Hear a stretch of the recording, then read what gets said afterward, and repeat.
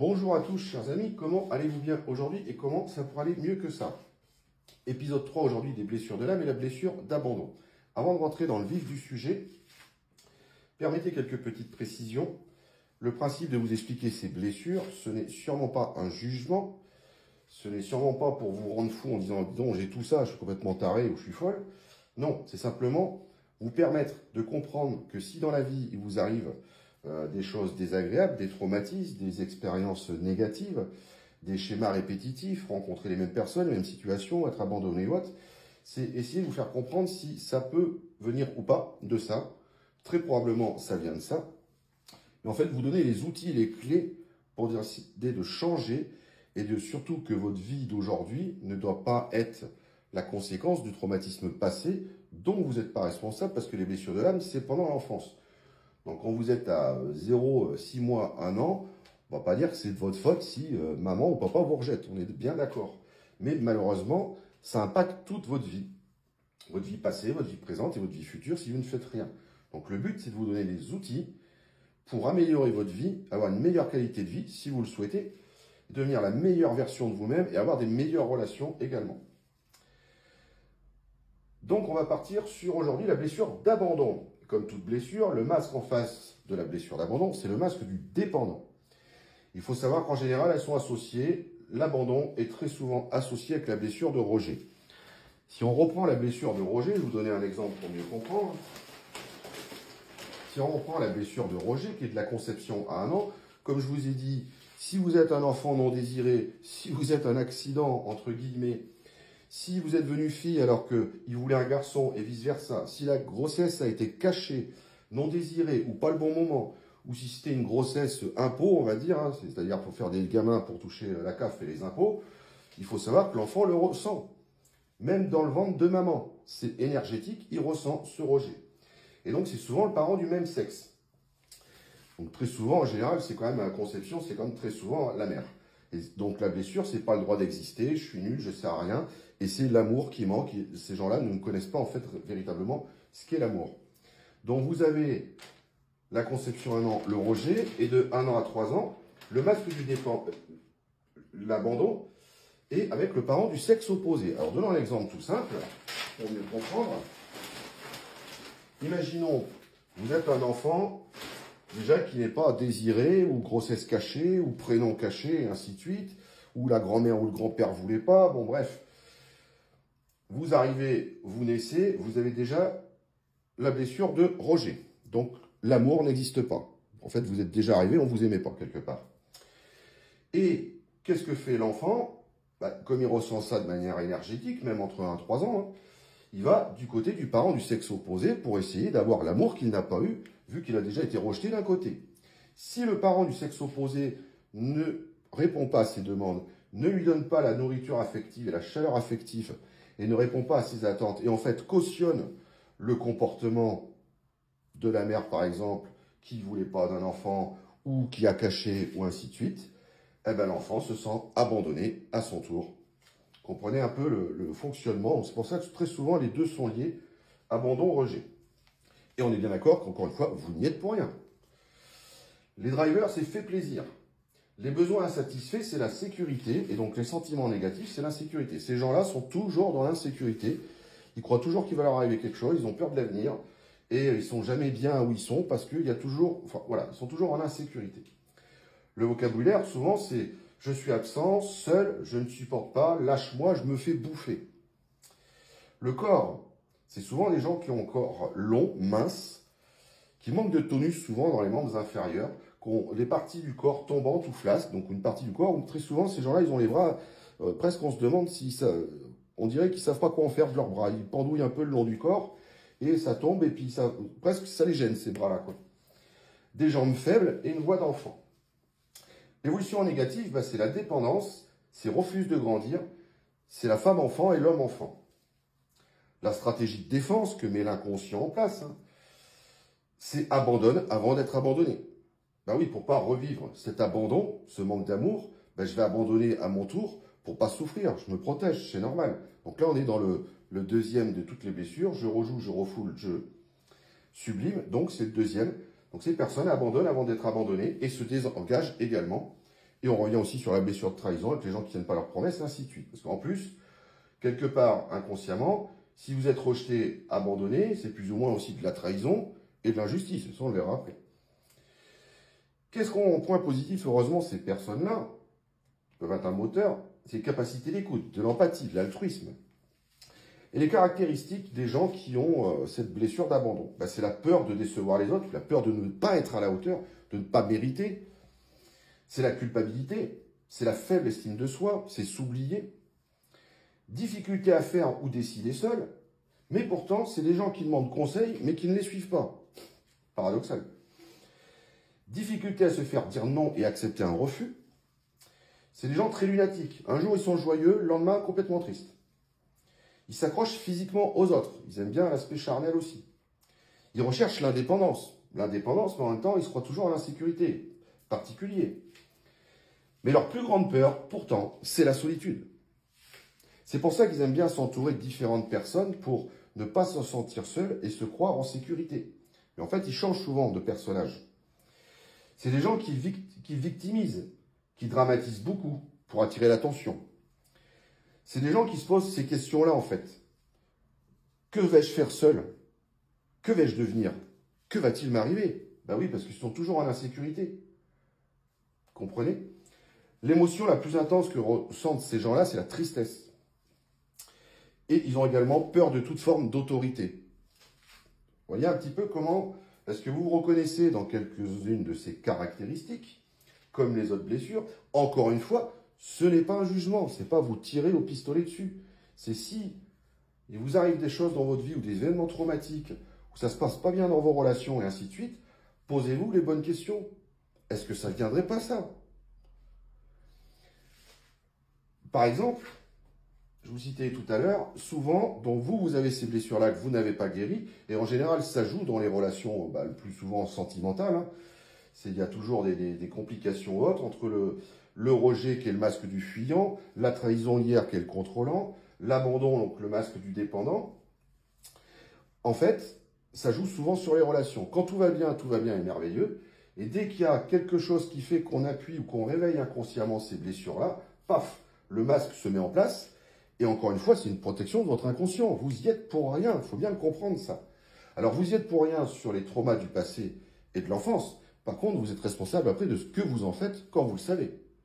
Et si vous ne faites rien, vos relations continueront de la même façon et vous retomberez sur les mêmes situations.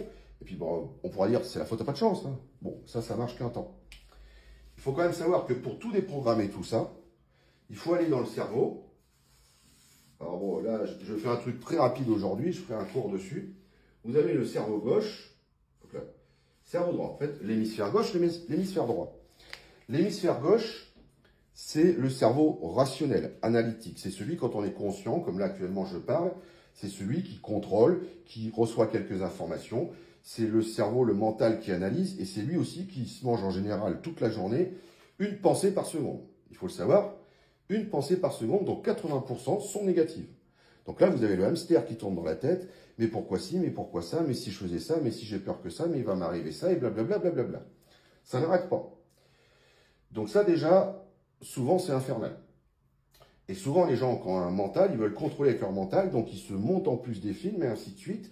Ils cherchent les problématiques, ils problématisent encore plus. Ils vont chercher la route la plus compliquée, alors que des fois, il y a plus simple, parce que c'est le mental, le cerveau analytique qui essaie de gérer ça. Mais en fait, il reçoit qu'une, deux informations en même temps. Il ne peut pas tout faire. Vous pouvez pas, là par exemple, je ne peux pas être en train d'écrire, en train de boire un verre d'eau, en train d'appuyer en même temps sur la caméra, en train de penser à ma prochaine vidéo. Ben non, je ne peux pas. Je ne peux pas. Parce que lui, il fait que 10% de vos activités, de ce que vous faites dans la vie. Là où il faut déprogrammer tout ça et ces habitudes, en fait, qui sont des ancrages de protection qui ont été mis en place par votre inconscient par rapport aux blessures, c'est au niveau de l'hémisphère droit, l'hémisphère du tout est possible. Là où siège l'inconscient et le subconscient. L'inconscient qui, lui, se rappelle parfaitement bien de votre enfance, même si lui, là, il s'en rappelle pas. Si on lui demande à l'hémisphère gauche, tiens, entre 1 an et demi, qu'est-ce qui s'est passé avec papa ou maman? T'en rappelles? Il ne saura pas. Lui, l'hémisphère droit, il sait. Par contre, il faut passer par des états modifiés de conscience pour chanter le cerveau contrôlant, là, le cerveau gauche qui veut tout gérer. Donc, il faut passer par des états modifiés de conscience. Et c'est là où on peut tout reprogrammer Et c'est là où est stocké toutes ces peurs, toutes ces choses, toutes vos blessures que vous avez eues. C'est là où c'est stocké. De le savoir, de le dire, de le comprendre, ça ne réglera jamais le problème. C'est déjà bien d'en prendre conscience. C'est déjà bien de se dire, merde, c'est vrai que j'ai eu une vie pourrie jusqu'à présent. J'ai pas de bol, ou j'ai pas de bol jusqu'à présent. Mais peut-être que je vais réfléchir à, si je me comporte comme ça, c'est peut-être qu'il y a quelque chose qui déconne. Et j'ai deux solutions. Soit je continue ma vie comme ça, soit je continue pas. Et je décide de changer. De la même manière, c'est quand vous avez des personnes autour de vous, parce que vous ne mettez pas ce masque avec tout le monde, évidemment. Souvent, ces masques sont là sur les relations, ainsi de suite. Quand vous avez des personnes qui connaissent justement vos masques, vos faiblesses et vos peurs et vos ombres et ainsi de suite, eh bien, quand vous avez une personne qui reste quand même avec vous, posez-vous la question que c'est vraiment une personne qui vous aime. Alors que la majorité se barrerait en courant. Deux exemples que je vous disais par rapport à votre vie et le transgénérationnel, c'est-à-dire l'histoire de vos parents, leurs parents avant et vos enfants après. J'ai l'exemple d'une femme qui m'a contacté parce qu'elle pensait qu'elle était bien dans le rejet et l'abandon. Elle le dit clairement, ce qui s'est passé, plus viol et ainsi de suite, rejet de la mère, maltraitance, le beau-père, un vrai attouchement, bon, voilà. Et donc elle sait qu'elle a une blessure de rejet, toute la famille la rejette, donc rejet, abandon, injustice, ainsi de suite. Elle se rend compte qu'elle rejette également sa fille, qui se retrouve dans une cour de récréation, toute seule, parce que personne vient vers elle, parce qu'elle se sent rejetée. Donc en fait, elle transmet ses peurs, elle transmet ce qui s'est passé, alors qu'elle ne le fait pas exprès. Donc elle transmet. Un autre cas, une personne qui a eu donc une fille, qui s'est remis en couple avec quelqu'un, qui a eu une seconde fille. Là, cette personne-là, donc sa première fille qui a 16-17 ans, le père est en prison depuis très tôt. Il ne le voit plus. Et donc, de fait, il y a peut-être aussi pour l'enfant l'abandon, le rejet, l'injustice. Pourquoi lui il est en prison alors que les autres ont leur papa, ainsi de suite. Bon. Et en plus, apparemment, femme battue quand même, c'est donc pas pour rien que l'homme est parti à l'ombre, comme on dit. Cette fille à 16-17 ans veut s'habiller comme un homme. C'est une fille, mais elle s'habille comme un homme. Déjà, curieux. Il suffit de faire la notion avec le manque du père. Elle fait tout et n'importe quoi. À l'école, c'est un bordel incroyable. L'école appelle tout le temps maman et ainsi de suite. Elle se la sert. Elle passe par Watt millions de services de CMP, tout ce qu'on veut. Chacun se la rembalance à droite, à gauche. Et ainsi de suite. Là, par la suite, il y a enquête, services sociaux, tout le bazar et machin. Et il s'avère que, pas son jugement, la fille en foyer direct. Génial. Donc évidemment, la mère est complètement paniquée. Évidemment, les services sociaux se mettent sur la seconde fille qui est l'enfant conçu avec le conjoint actuel. Donc déjà dans le couple, ça commence à péter dans tous les sens. Et bien évidemment, l'enfant qui reste est sous surveillance. Et la personne donc la mère, est un peu dépressive, ce qu'on peut comprendre, parce qu'elle se laisse aller, elle se fait bouffer. Quand on voit après l'historique de la mère, elle était en foyer quand elle était petite, elle est passée de foyer en foyer, des histoires familiales à n'en plus finir, hein, on pourra en faire un livre. Et bizarrement, la fille finit en foyer. Je vous laisse comprendre ce qu'il y a à comprendre. Donc, voici un petit peu pour la blessure d'abandon, pour le fonctionnement. On verra plus tard que quand vous avez ces blessures-là, que vous ne guérissez pas, et quand quelqu'un éveille ses blessures, ça peut être volontaire d'éveiller les blessures de quelqu'un, c'est dégueulasse. Mais ça peut être aussi par maladresse, pour essayer d'aider, puis par maladresse, on ne fait pas gaffe, et on éveille les blessures des gens. J'ai aussi une personne qui m'a contacté, et j'ai connu ça, et j'y suis passé moi-même pour l'avoir fait, et donc je sais ce qu'il en est. C'est quand on pète les plombs, ce qu'on appelle quand on est en mode colère impulsive, et que là, tout part en vrille. En fait, vous passez d'une personne bien gentille, calme, à vous transformer en Smaug, le dragon du Seigneur des Anneaux. Et là, vous cramez tout le monde autour de vous. Et en fait, vous dites des choses que vous ne diriez pas normalement. En fait, ça explose. En fait, votre inconscient qui a stocké tout ça, il y a votre mental, et puis pour X raisons, vous entendez, vous ressentez, vous voyez, ou on vous dit des choses, et paf, ça attaque au niveau inconscient tous ces blessures-là, ça les réveille, et l'inconscient, en fait, pour pas vous pétier un plomb, pas finir en éruption volcanique, s'il vous fait une éruption, en fait, il libère tout ça d'un coup, ça vous fait une charge émotionnelle énorme, que vous ne pouvez pas gérer du coup mentalement, même si vous pensez contrôler les choses, et du coup, vous piquez une colère satanique, où là, vous cramez tout le monde à coups de dragon. Et le pire, c'est qu'après, si ça passait encore, bon, ce serait cool. Mais d'une part, ça passe pas, parce qu'après, vous vous mettez en mode vous restez sur le mode colère, vous abaissez votre colère, mais là, après, c'est votre mental qui s'y met aussi, qui se pose des questions, qui se dit que si, que ça, que l'autre, il est un con, que si, que machin. De toute façon, j'ai pas de chance, et machin. Et voilà. Alors là, et on part là-dedans. Il faut un moment pour que ça se calme et ça redescende. Alors, sur le coup, ça défoule, c'est certain. La colère, ça peut être bien des fois, ça peut être un moteur, mais pas des colères explosives, impulsives. Mais ça veut bien dire qu'il y a quelque chose qui ne va pas. Comprenez bien que quand vous vous mettez dans des colères comme ça, c'est votre inconscient qui remonte toute une charge émotionnelle au conscient, et votre réaction de défense, enfin, lui, pour décharger, en fait, émotionnellement, il vous fait péter une pile. Et vous partez dans tous les sens.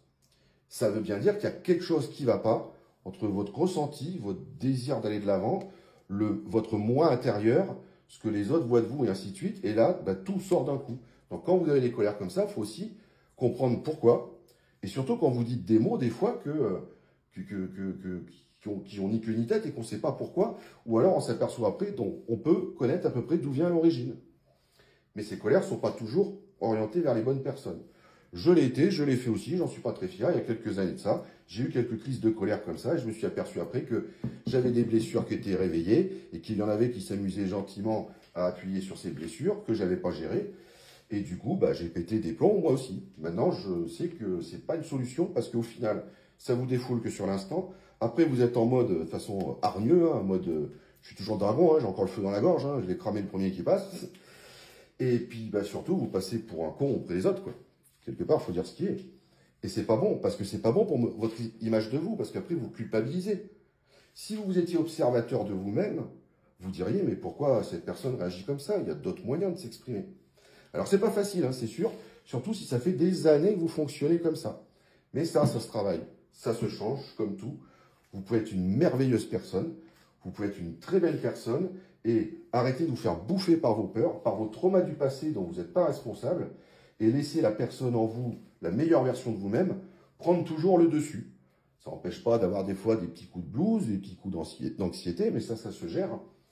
Mais par contre, ces blessures-là, vous n'en êtes pas responsable. Vous êtes responsable, par contre, de ce que vous en faites ensuite, et de ne pas le transmettre aux autres.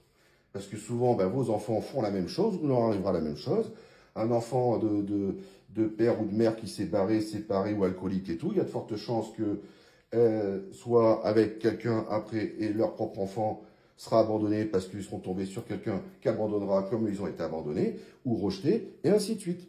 Ce qu'on appelle aussi le phénomène de compulsion de répétition, comme on disait avant en psychiatrie. Voilà, j'espère que ça vous a plu. Si vous avez des questions, si vous vous reconnaissez, n'hésitez pas à commenter. Et la prochaine blessure sera l'injustice. Bonne journée à tous.